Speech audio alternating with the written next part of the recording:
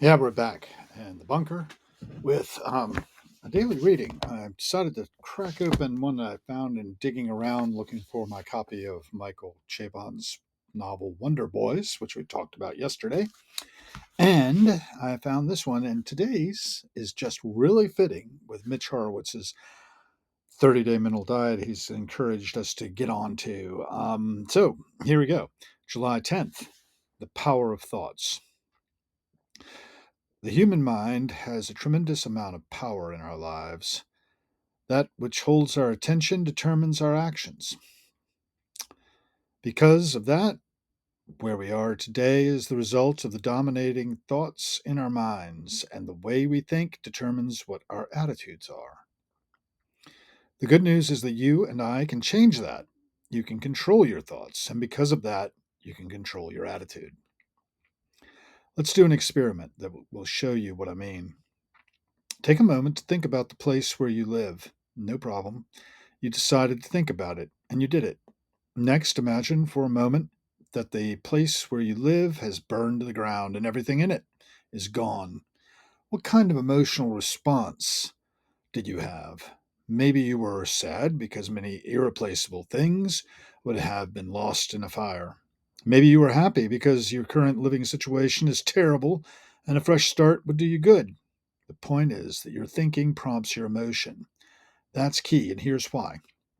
Major premise: we can control our thoughts. Minor premise: our feelings come from our thoughts. Therefore, we can control our feelings by changing how we think. Why is that important? Because your attitude is your emotional approach to life. It's the framework through which you see events, other people, even yourself. That's why I believe the saying, you are not what you think you are, but you think, but what you think you are. The Difference Maker. That's what that's from John Maxwell. How are the dominating thoughts of your mind affecting your attitude is the question. All right. So we'll set John Maxwell aside and we'll go over to Peter Drucker, a favorite. Boy, there are a lot of little things I've got stuck around here. We are now talking about exploiting success. 10th of July, change leaders should starve problems and feed opportunities. The first and usually the best opportunity for successful change is to exploit one's own success and to build on them. Problems cannot be ignored, and serious problems have to be taken care of. But to be change leaders, enterprises have to focus on opportunities. They have to starve problems and feed opportunities. This requires a small but fundamental procedural change, an additional first page to the monthly report, one that should precede the page that shows the problems. It requires a page that focuses on where results are better than expected, whether in terms of sales, revenues, profits, or volume. As much time then should be spent on the new first page as has traditionally been spent on the problem page. Enterprises that succeed in being change leaders make sure that they staff the opportunities. The way to do this is to list the opportunities on one page and then to list the organization's performing and capable people on the other page. Then one allocates the ablest and most performing people to the top opportunities. The best example, perhaps, is the Japanese company Sony.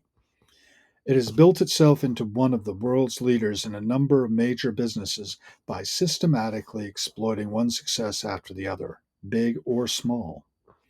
The action point that Drucker would have us think about here is every month prepare a page that lists opportunities, including areas where results were better than expected, whether in terms of sales, revenues, profits, or volume. Follow this with another page that lists the organization's most capable people. Then allocate the best performers to the top opportunities. Management Challenges for the 21st Century is the source of that one and will be the source of tomorrow's reading as well, provided I stick with this discipline and do it. Doing it, that's what matters. Actions, they count. And of course, thought precedes action. So Maxwell and Drucker work together there. We're going to take a look at what Patty Smith's got for us on the 11th of July. just noticed she posted something today, and there was other information coming across the pond from Europe. So the 11th of June, no, that's not the 11th of July, that's June. I always had trouble with getting to the July page for some reason. Here we have the young French detectives solving the riddle of lost time. And that's what it is. I don't understand it, but I don't guess I need to. Off the top. And there's so many other things around here that I could talk to you about, and I don't want to really take up a whole lot of time because, good note, Lord, I spent almost 3 hours on a podcast, Harrowing's podcast, interview with Skip Healy today, and really enjoyed it. It's a lot of fun. When you get two fifers together, I mean, we're going to make noise. We're just going to do it, and we're going to have fun doing it because that's what fifers do. And he's got so much knowledge and ability to share with us all. I hope that you all will take the time to watch Skip Healy's interview with me, Hal Gill, on Heroing's podcast. It's also available on YouTube, Spotify, wherever you listen to podcasts. And the production values are pretty low. I'm not editing it. I'm just transcribing it with the help of Substack. And it's there, available.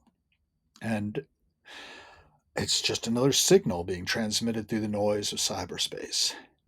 So with that, I think my wife has wrapped up work for the day, and I'm going to join her, have a little ginger lemon seltzer from Trader Joe's. I have a couple more cans of that. I've also got this lovely one from Wegmans, also ginger flavored, in recyclable aluminum cans, not plastic. Remember, every cent we spend is a vote for the kind of world we are co-creating. That's my mantra, one of them, one of the many. And be the change you want to see in the world. And know we can shift the needle if we're willing. Amplify the signal through the noise. Tune in tomorrow morning at KSKQ. I've sent the hostess of the morning show a little clip of Skip's work, and it may go on the air out in Oregon through the Rogue Valley and into Northern California to the listeners to that. And of course, you can listen from anywhere. Go to Radio Garden. I love Radio Garden. And if you'd like to be a sponsor of this podcast and my Harrowing's publishing arm for the Harold B. Gill Foundation, let me know. We're an LLC. We definitely do need sponsors.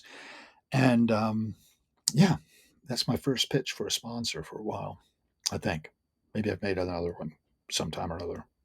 Oh, let me share another one of my treasures with you while I'm here.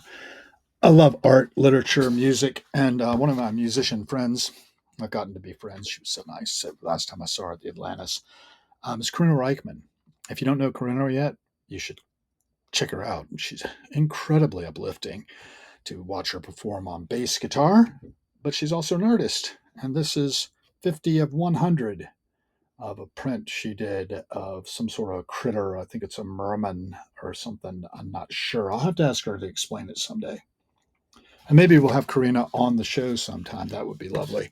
I've gotten her on to KSKQ once.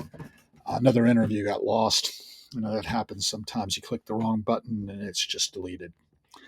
So we are almost at 7 minutes. I'm going to cut it here and wish you all a great Thursday evening.